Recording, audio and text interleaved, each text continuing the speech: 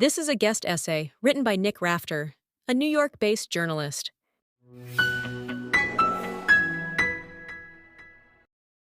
For those who do not know, Eurovision is sort of like a European version of American Idol, or Australian Idol, or Canadian Idol. Each country submits an original song performed by a national artist to compete in a continent-wide competition.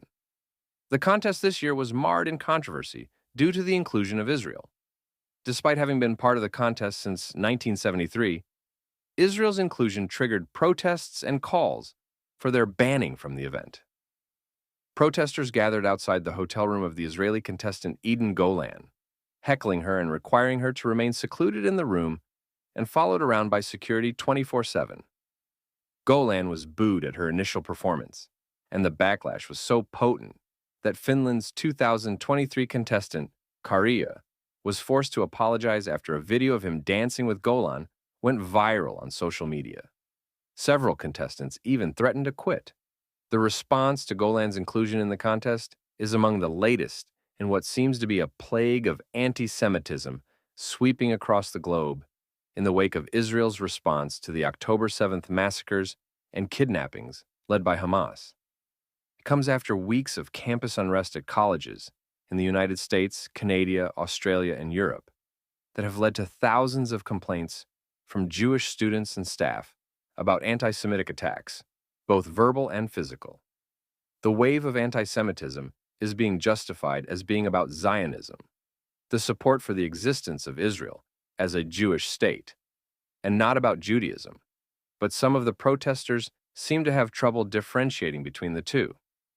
I myself was verbally berated on a Brooklyn street in January when a protester mistook me for being Jewish. When I informed her that I am not Jewish, she kept oscillating between Zionism and Judaism in some weird, incoherent rant, where she invoked biblical stories of Abraham, Isaac, and Ishmael that had nothing to do with the Israeli-Palestinian conflict. This only reinforced in me the idea that there was significant hatred of Jews that goes well beyond the current conflict. These experiences and observations have made me rethink my earlier belief that Jewish people are safe in most of the Western world, and that the need for the creation of a Jewish homeland, the core belief of Zionism, is moot. Just before the October 7th attacks, I suggested to a Jewish friend that if Israel would cease to exist, there would still be countries in the West where Jewish people would be generally treated well, the United States included. He responded saying, quote, "So you're okay with Jewish people so long as we remain a minority everywhere we live?" At the time, I could not come up with a coherent response to that. Anti-Semitic crimes are indeed prosecuted vigorously here, and Jews are generally treated well compared to elsewhere in the world and in history. But since Donald Trump's election as U.S. President in 2016 and the neo-Nazi, the Tree of Life synagogue shooting in Pennsylvania 2 years later, resulting in 11 deaths, and the response from many groups on the left even before this war, I am not sure that matters. Progressives were irate when President Joe Biden suggested that Israel needs to exist to ensure Jewish people have a state that would protect them because it is not guaranteed anywhere else.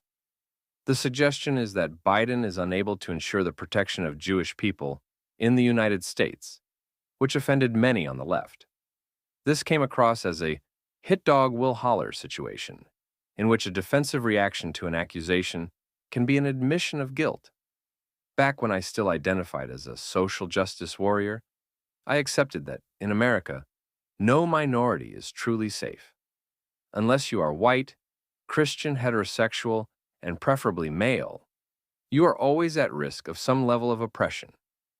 The progressive in me says Biden is correct.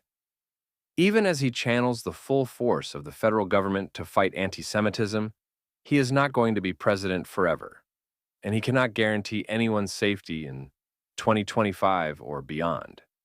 He also cannot guarantee what happens on the local level. Biden's standing against anti-Semitism did not stop Jewish students from being harassed on college campuses, or anti-Semitic graffiti from being sprayed on synagogues and public parks. Anti-Semitism is a wound that is festering on both ends of the political spectrum, including in places where you would not expect it. The last 11 months have only validated the concept of Zionism. Progressives will say it is because of Zionism. But why would Jews take that risk and abandon Zionism, the only thing ensuring safety from this type of treatment? On the promise that they will not continue to be treated badly, as they have been throughout history? Who would trust that? I always knew there was some level of anti-elitism, anti-Semitism on the right, and among anarchists who sometimes find themselves aligned with the left. But I did not realize how much of it existed in the mainstream left, perhaps because it was not as prominent until more recently. It should have been more obvious. For example, the Women's March was a left-of-center movement that erupted after Trump's 2016 election, in which 3 to 5 million people participated in protests across the United States. But it unraveled shortly after one of its organizers, Tamika Mallory, praised a Louis Farrakhan speech where he made extremely vile anti-Jewish statements. In recent years, I have had several younger real estate clients in New York City ask me if I knew if the landlord of the apartment I was showing them was Jewish, including one who had left-leaning flair on a satchel she was carrying. "Is the landlord Jewish?" said a 25-year-old Cornell University graduate with a gay pride flag and a peace symbol button on her bag. "I'm not anti-Jewish. I just know how bad they are as landlords. I just figured it was a fringe thing, but I question that now." The risk is real because Jewish people, even if they do have some power and allies in the United States, are still a minority. There is no guarantee an anti-Semitic government will not take power in the future here or elsewhere. While Christians and Muslims have multiple countries where they make up the majority, and even Hindus have India and Buddhists have countries like Thailand and Vietnam, Jews only have Israel. Otherwise, they have to put their faith in majority populations, which have never missed a chance to oppress them when it serves their interests to do so.